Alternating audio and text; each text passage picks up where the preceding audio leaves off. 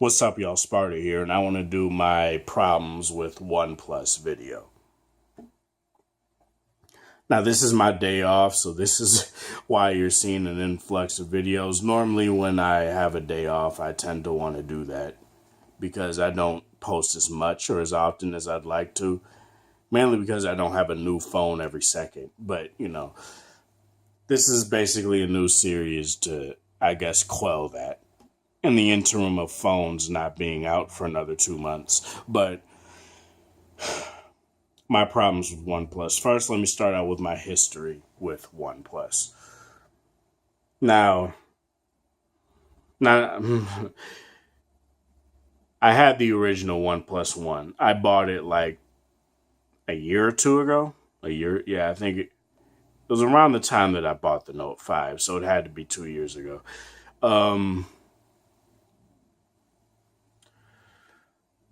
I love the OnePlus One. It was a unique phone. Despite the fact that it was aging, it was still smooth. It still felt great to use. And I didn't necessarily fit. I mainly got it so I can root, because back then I was more into what phones can I root right now, and I wasn't about to root my, V10 at the time, or Note 5. Mainly because the Note 5 that I had was pretty much unrootable, because it was on US Cellular. But believe me, I tried everything. But I bought that phone specifically for that. And basically, how I felt. Now, obviously, this ain't a OnePlus. This is a V20. But I thought the OnePlus One was a great phone. Unfortunately, I had to sell it because I needed money at the time.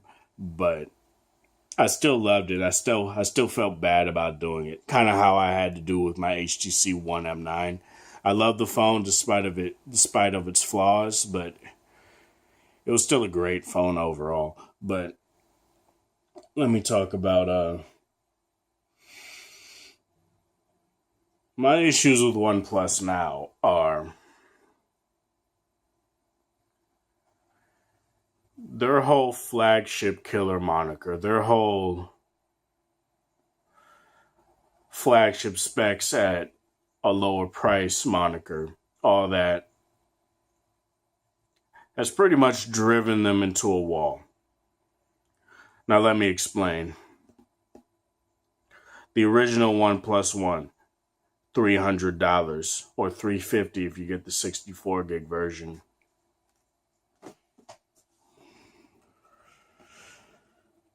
The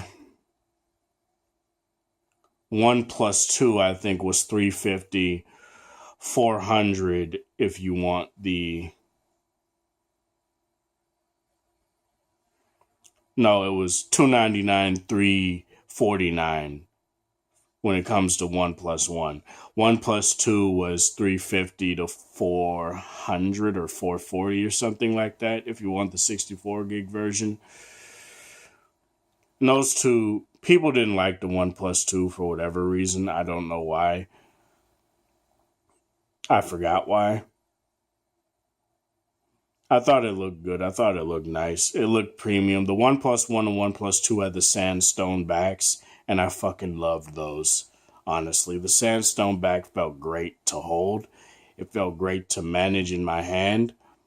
Whereas, as compared to like my Note 5 at the time, where I had to balance that shit. Granted, the Note 5's back was pretty grippy after a certain amount of time, but nothing compared to like my V10 or even my One M9 at the time, where I had to pretty much just balance my Note 5 on my... Okay, let me show you. This is normally how I hold a phablet. It's kind of weird, but it's how I do it. And I never dropped my Note 5. I threw it at my fucking PS4 controller one time and cracked the back, but it wasn't terrible because I was playing Marvel Contest of Champions and it cracked the back.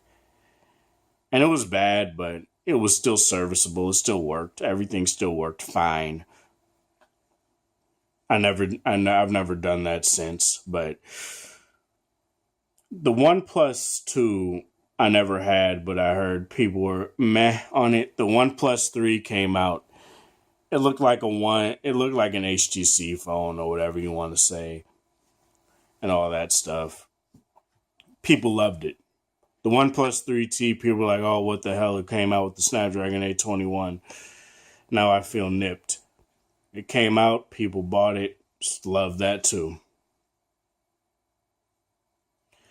But the thing about the OnePlus 1, the OnePlus 2, even the OnePlus X, which kind of looked like an iPhone 4, the OnePlus 3 and the 3T, is that the OnePlus 1 and 2 with 3T at least had more unique designs.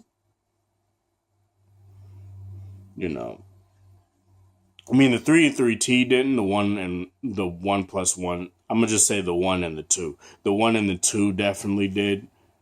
The 3 and 3T kind of didn't. It obviously had its own look, but it kind of looked like an HTC phone, like I said.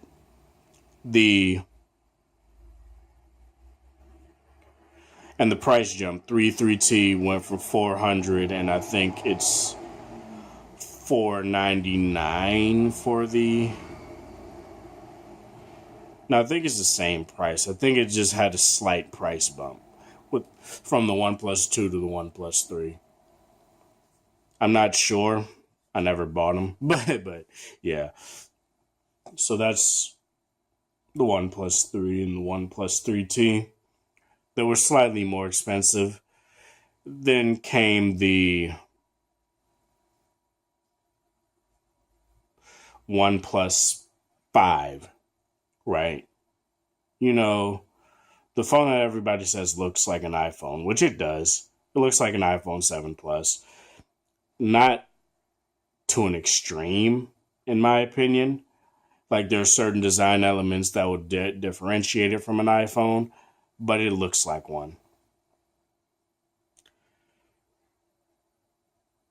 It's like they lost their unique flair after a while. And it also got more expensive. And I think they've driven themselves into a wall, like I said earlier, because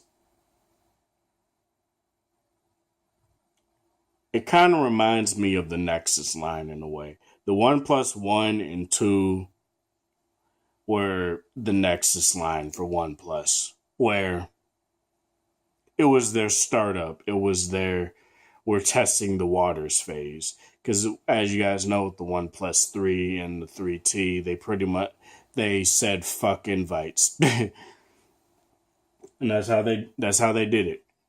That's how they sold their phone. And that's cool. And then after that, essentially, I'm sorry, I'm hot. It's hot as shit. But essentially what happened after that is they sold those phones. They came out with a new color, Midnight Black. And now all they have is like a gunmetal gray and a midnight black color. And I think the problem is that when you look at any phone on the market, particularly, where's it at? The G6. You look at the G6 and this ice platinum color is beautiful. There's no getting around it. It's beautiful. Ah, shit. It's a good looking phone. Whereas, I'm going to just use the V20 as reference. This is the G6. And this kind of came from when I watched Floss's review on the OnePlus 5. Is that it doesn't look unique. It doesn't have many color options, so nobody's necessarily going to care. People want a flashy phone these days. I hate to say it, but it's true. Look at Samsung.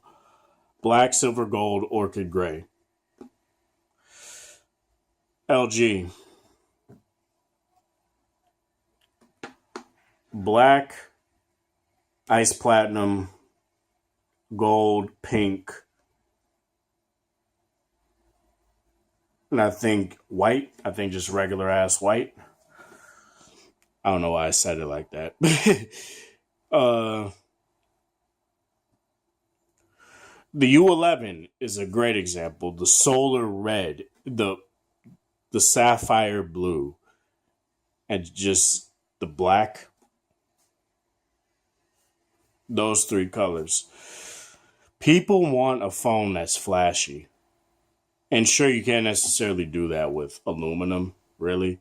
That's kind of hard. But people want that. They don't want just bland ass black or bland ass gray.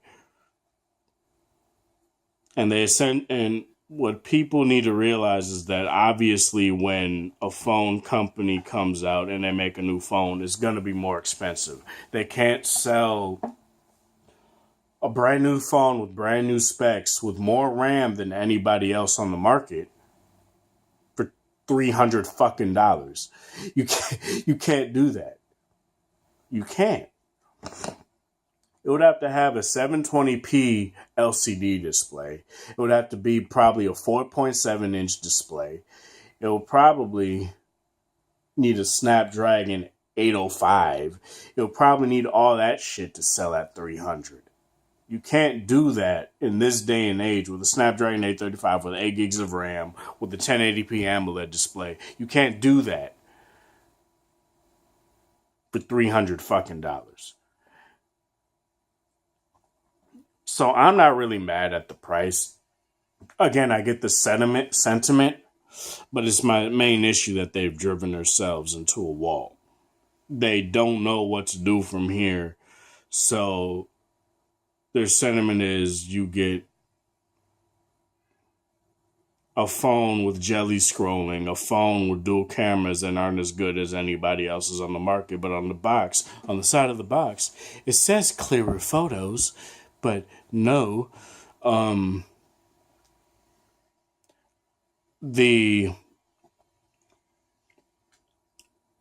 What else? Slightly smaller battery, which is whatever, so long as the UI and OS is more efficient. Still has the fastest charging on one of the most fastest charging standards on the market. I'll give them that.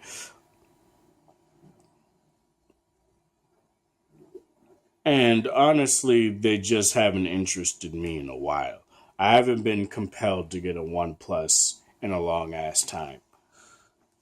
And that's mainly because I just don't know what the fuck I would do with it. A slightly cheaper flagship? Okay, cool.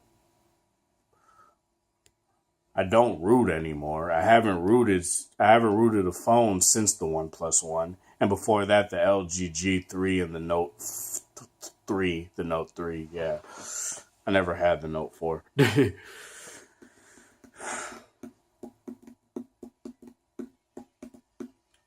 And it's like, you don't have water resistance either.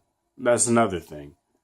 And I know water resistance is kind of, I don't care if they don't have the 18 by 9, near bezel-less display. I don't care about that. They don't need that right now. But what they do need is a flagship that competes. And it definitely does compete. But they need more marketing power.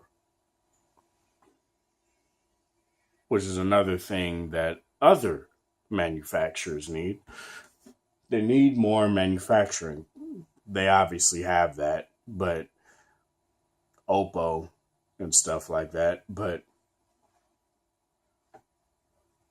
their brand isn't well known. They can't go off of the, consumer base that they've had ever since the original OnePlus One. They can't. Like the Nexus couldn't. Like I dropped off after the Nexus 4 and went to the G2. Honestly, I just didn't feel compelled.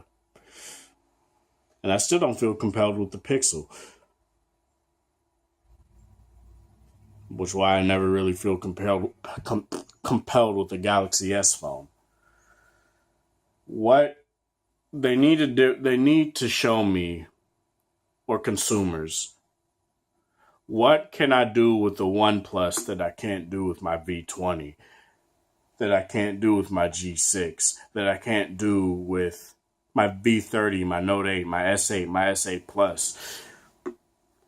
What I can't do with future flagships other than more RAM, other than a near stock experience, which honestly I haven't cared about since I first got into Android.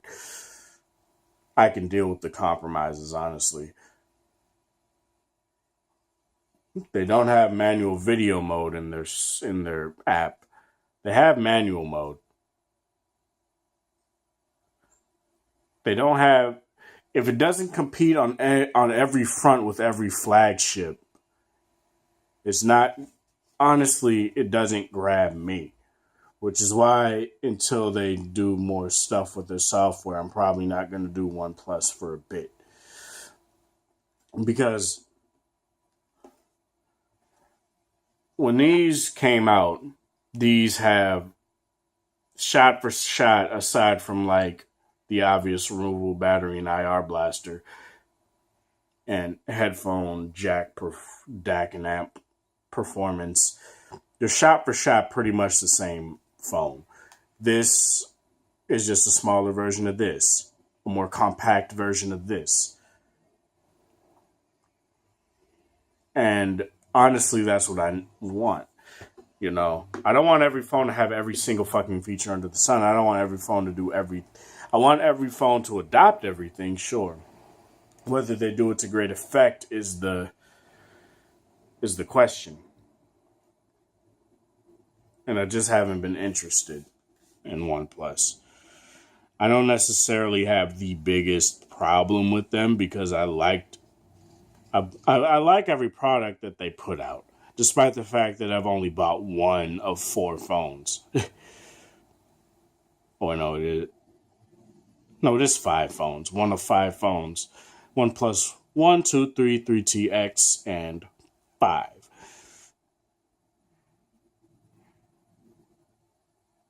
That's 6 phones. 1, 2, 3, 3T. Oh, I'm a discount the X. 5 flagships. I only bought one of their 5 flagships, and I haven't been interested really since. Hell, I've been more interested in Huawei. Year after year, I've grown more interest in Huawei than anything right now.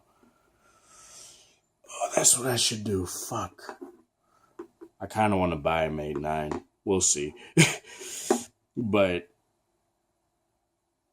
as far as this goes, as I said, my only issue is they are in a standstill right now because they don't know what to do for their specific price point that they're aiming at. They can't necessarily pack in every single fucking feature,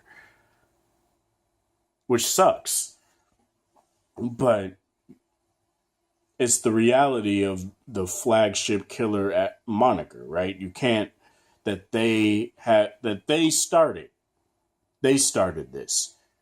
So what can they do?